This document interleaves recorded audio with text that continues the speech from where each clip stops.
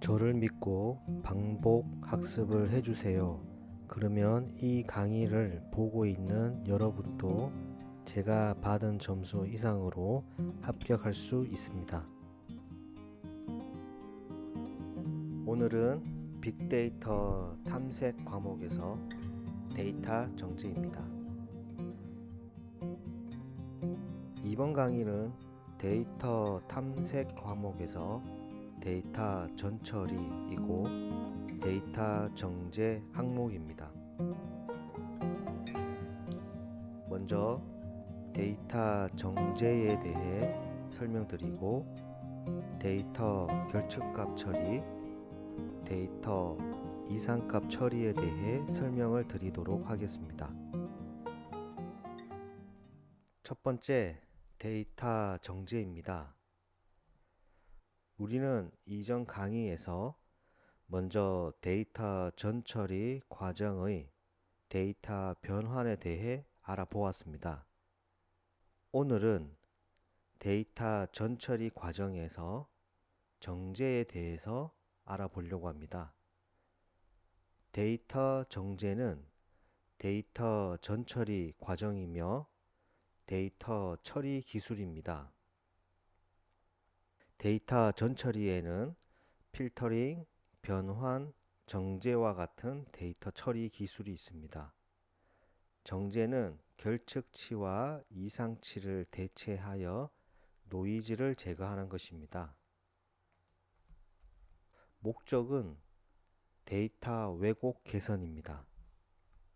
데이터 정제는 본격적인 데이터 분석 작업이 시작되기 전 데이터 왜곡, 즉 여러 가지 오류를 일으킬 수 있는 결측값, 이상값을 제거 혹은 대체하는 작업입니다. 아래 그래프에서 보면 가로축이 시간이고 세로축이 주식 거래량입니다. 전반적으로 미세한 상승 곡선의 패턴입니다. 하지만 노란색 영역과 같이 갑자기 위로 튀는 영역이 있고 아래로 떨어지는 영역이 있고 빨간색과 같이 데이터 기록이 끊어진 곳이 있습니다. 이와 같이 위아래에 있는 노란색 영역을 우리는 일반적인 흐름과 다른 이상값이라고 하고 빨간색 영역이 결측값이라고 합니다. 이상값, 결측값은 무조건 제거를 해야 되는 것은 아니고 분석가의 판단에 의해서 의미 있는 값이라고 하면 분석을 해야 되는 것이고 의미가 없는 값이라고 하면 제거를 하면 되는 겁니다. 데이터 정제에서는 데이터 전처리 과정의 정제 기술에 관한 문제가 출제됩니다. 두 번째, 데이터 결측값 처리입니다. 데이터 정제에서는 두 가지 작업이 있습니다. 첫 번째가 결측값 처리, 두 번째가 이상값 처리. 먼저 결측값 처리입니다.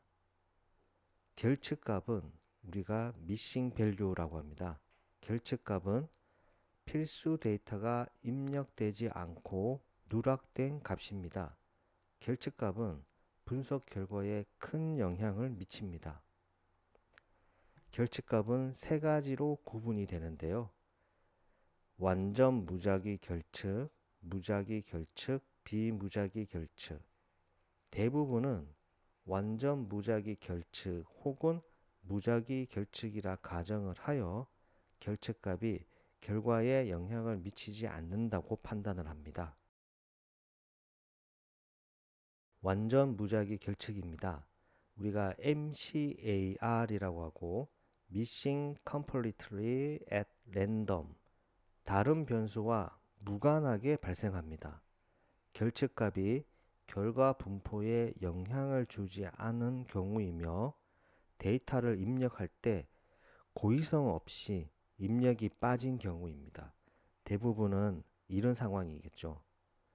무작위 결측, MAR, Missing at Random, 다른 변수와 이 결측값이 연관이 있는 경우입니다. 결측값이 결과 분포에 영향을 주지 않는 경우입니다. 비무작위 결측입니다. NMAR, not missing at random.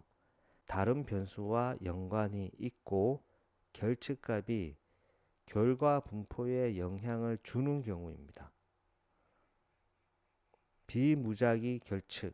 만약에 분석가가 결측값이 비무작위 결측이라고 판단이 되면 결측값은 다른 변수와 연관이 있고 결과 분포에 영향을 주는 경우이기 때문에 무조건 삭제보다는 합리적인 결측값 대체 혹은 그 결측값이 왜 생겼는지 판단을 하고 다시 기록하는 작업을 해야 됩니다. 데이터 결측값 처리에는 완전 무작위 결측, 무작위 결측, 비무작위 결측 등 각 결측 의미와 차이점에 대한 문제가 출제됩니다. 결측값 처리 절차는 결측값을 식별을 하고 결측값을 부호화하고 결측값을 대체하거나 삭제를 합니다.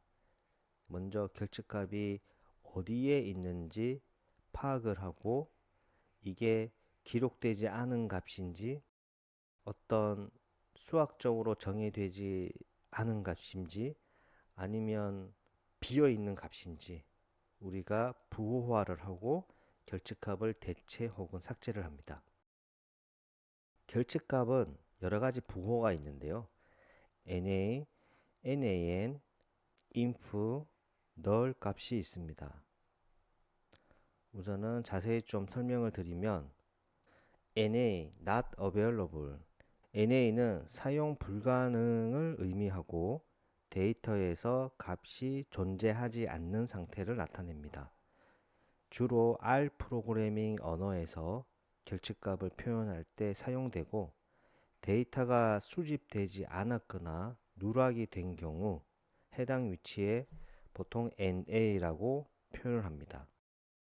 NaN은 not a number, 숫자가 아님을 의미를 하고 계산이 불가능한 결과를 나타냅니다.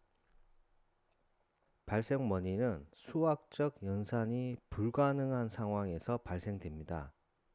예를 들어서 0으로 나누기, 어떤 값을 0으로 나누기, 음수의 제곱금 계산 등이 있습니다. 우리가 infinity, 즉 무한대를 의미를 하는데요. 수학적으로 매우 큰 값이나 극한의 상황을 나타냅니다. 만약에 어떤 음의 무한대라고 하면 마이너스 인피니티라고 합니다. 매우 큰 값을 처리하는 상황에서 발생합니다. 널은 비어 있다라는 말로 데이터베이스에서 값이 없는 상태입니다. 값이 정의되지 않았거나 의도적으로 비어 있는 상태를 나타낼 때 사용됩니다. 이런 결측값을 처리하는 방법은 일반적인 자료에서는 우리가 완전 무작위 결측 혹은 무작위 결측으로 결측값이 결과에 영향을 미치지 않는다고 판단을 합니다. 그래서 제거를 하거나 혹은 대체를 하게 되는데요. 일반적으로 수치형 변수 같은 경우는 해당 열의 평균값으로 대체를 합니다. 우리는 이것을 평균값 대체라고 하고 이 평균값은 이상치의 영향을 많이 받습니다. 그렇기 때문에 해당 열에 이상치가 없을 경우에 사용하면 좋습니다. 자, 수치형 변수 해당 열의 중앙값으로도 대체를 할 수 있는데요. 우리는 이것을 중앙값 대체라고 합니다. 이 중앙값은 이상치의 영향을 평균값 대비 덜 받기에 이상치가 만약에 있다고 판단이 되면 평균값 대체보다는 중앙값 대체로 사용하는 것이 좋습니다. 회귀 분석 대체. 회귀 분석 대체는 수치형 변수 열의 회귀 분석 알고리즘을 사용하여 결측값을 대체를 합니다. 최빈값 대체에 해당 열이 범주형 변수라고 하면 그 변수의 가장 많은 빈도값인 최빈값으로 대체를 합니다. 자, 그럼 만약에 수치형 변수도 최빈값으로 대체가 가능할까요? 예, 수치형 변수 같은 경우는 최빈값으로도 결측값 대체가 가능합니다. 다만 몇 가지 주의사항을 고려해야 됩니다. 수치형 변수가 이산형, 즉 1학년, 2학년, 3학년 혹은 시험 점수와 같이 어떤 정해진 값이라고 하면 최빈값으로도 대체가 가능합니다. 만약에 수치형 변수가 연속형, 즉 몸무게와 같이 키와 같이 이런 연속된 값이라고 하면 최빈값은 전체 데이터를 잘 대표하지 못하기에 평균값 혹은 중앙값으로 대체를 하는 것이 더 적절합니다. 그렇기 때문에 분석가의 주관적인 판단에 의해서 일반적인 자료 같은 경우는 평균값, 중앙값, 회귀 분석 대체, 최빈값으로 대체를 할 수 있고요. 또한 완전 무작위 결측 혹은 무작위 결측이라고 하면 그 결측값의 수가 극소수라고 하면 삭제도 가능합니다. 왜냐하면 완전 무작위 결측, 무작위 결측은 결측값 결과에 영향을 미치지 않기 때문입니다. 시계열 자료 같은 경우는 같은 시기의 데이터 또는 평균값, 최빈값으로 대체할 수 있고요. 만약에 이것도 명확한 규정은 없지만 데이터 분석가의 주관적인 판단에 의해서 예를 들어서 결측값이 해당 열의 50% 이상이라고 하면 해당 열 자체를 대체를 하게 되더라도 50%는 어찌 보면 가정에 의한 추측에 의한 값이기 때문에 해당 열의 신뢰도는 낮아지기 때문에 신뢰성이 부족해집니다. 따라서 해당 열을 완전히 삭제하는 것도 고려를 해볼 만합니다. 일반적으로 저 같은 경우는 만약에 결측값이 정말 50% 이상이라고 하면 가급적이면 삭제를 하고요. 예를 들어서 결측값이 20% 혹은 30% 정도라고 하면 평균값 혹은 중앙값 혹은 회귀 분석 대체 방법을 사용해서 대체를 합니다. 데이터 결측값 처리에서는 결측값 처리 방법에 관한 문제가 출제됩니다. 벌써 이번 강의의 반이 지났습니다. 구독과 좋아요 눌러주시고 잠깐 쉬었다가 다시 이 영상을 보면 좋겠습니다. 세 번째, 데이터 이상값 처리입니다. 개요입니다. 이상값은 관측된 데이터들에서 일반적인 데이터 값의 범위를 벗어난 값입니다. 이상값은 분석 결과에 큰 영향을 미칩니다. 측정 오류나 고의적인 이상값, 데이터 포본 설정 오류 등의 이유로 발생합니다. 이상값 자체에 통계적인 의미를 가질 수도 있기에 이게 중요합니다. 무조건적인 제거는 바람직하지 않고 분석가 주관에 따라서 처리 방법을 판단을 해야 됩니다. 그러면 이상값 판단은 어떻게 할까요? 여러 가지가 있지만 제 기준으로는 크게 세 가지가 있습니다. Z 점수 기준, Z 스코어 기준이고요. 4분위수, IQR, 인터코타일 레인지 기준이고 박스플롯 기준입니다. 자, 먼저 Z-스코어 기준, 우리가 표준화라고 하죠. 해당 값을 해당 값의 평균으로 빼고 그 값을 표준 편차로 나누면 표준화가 되고요. 우리가 이렇게 표준화 점수 기준으로 판단을 했을 때 정상 범위는 그 해당 값이 표준화된 값이 마이너스 3 이상 플러스 3 이하의 범위라고 하면 정상 범위가 됩니다. 두 번째, 사분위수 기준입니다. 사분위수란 데이터의 50%의 범위의 값을 기준으로 이상치를 판단을 할 때 사용합니다. Q1은 하위 25%, Q3는 상위 25%, 즉 하위 기준 75%이고요. IQR은 Q3 빼기 Q1, 우리는 이 IQR을 사분위수 범위라고 합니다. 자, 그러면 정상 범위는 이 해당 데이터의 값이 하한값인 Q1 빼기 1.5 곱하기 IQR 이상이고 상하값 기준인 Q3 더하기 1.5 곱하기 IQR 이하이라고 하면 우리는 정상 범위로 판단을 합니다. 자, 박스플롯 기준은 이런 사분위수 기준을 시각화를 해서 판단하는 도구이고요. 원리는 똑같고 우리가 수렴 상자라고도 하죠. 수렴 상자로 손쉽게 확인할 수 있는 판단 방법입니다. 이 이상치 판단 방법은 중요합니다. 그리고 주로 이건 Z점수, 이 사분위수를 활용한 박스플롯, 이것이 주로 실무뿐만 아니라 시험에서도 자주 출제되는 문제입니다.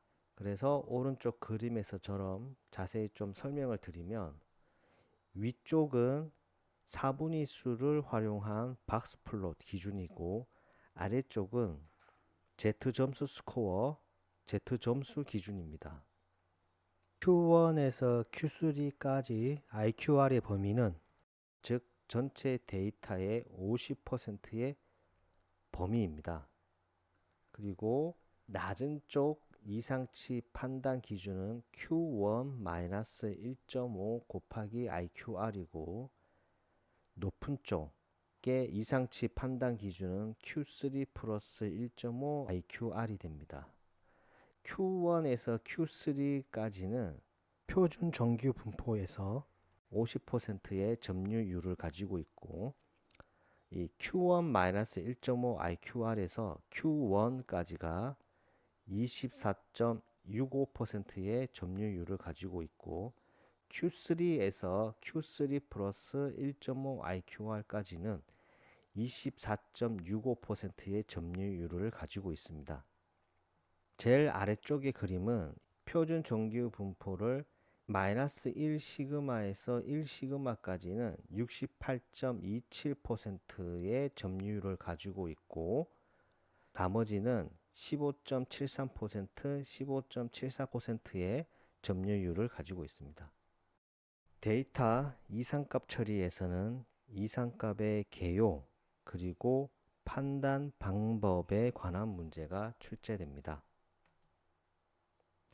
기타 판단 방법으로는 ESD가 있고 이 ESD 판단 방법은 기무가설 검증을 기반으로 T분포 인계값을 사용합니다. 즉 이 말은 해당 값이 기무가설 검증 기반으로 P밸류를 확인하고 난 다음에 P밸류가 유의수준 0.05보다 크다면 정상 범위로 판단을 하고 0.05보다 작다면 우리가 이상값으로 판단을 합니다.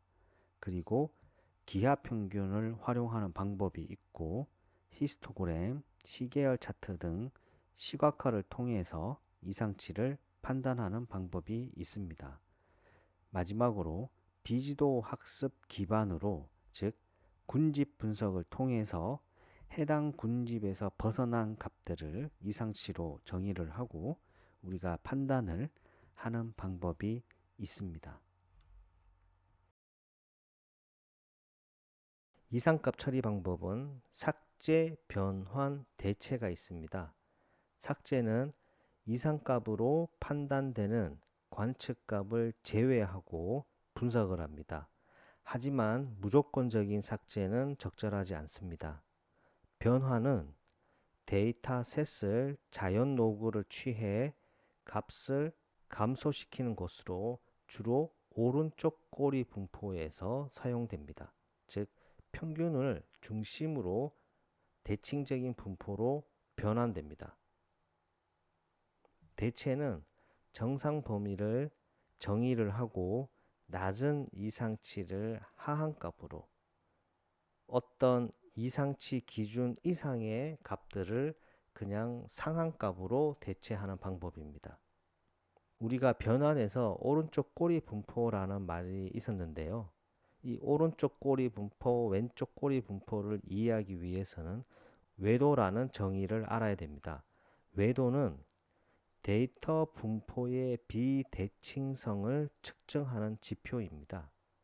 그래서 외도가 0 이상이면 오른쪽 꼬리 분포라고 하고, 외도가 0 이하이면 왼쪽 꼬리 분포, 외도가 0에 가까우면 대칭 분포라고 합니다.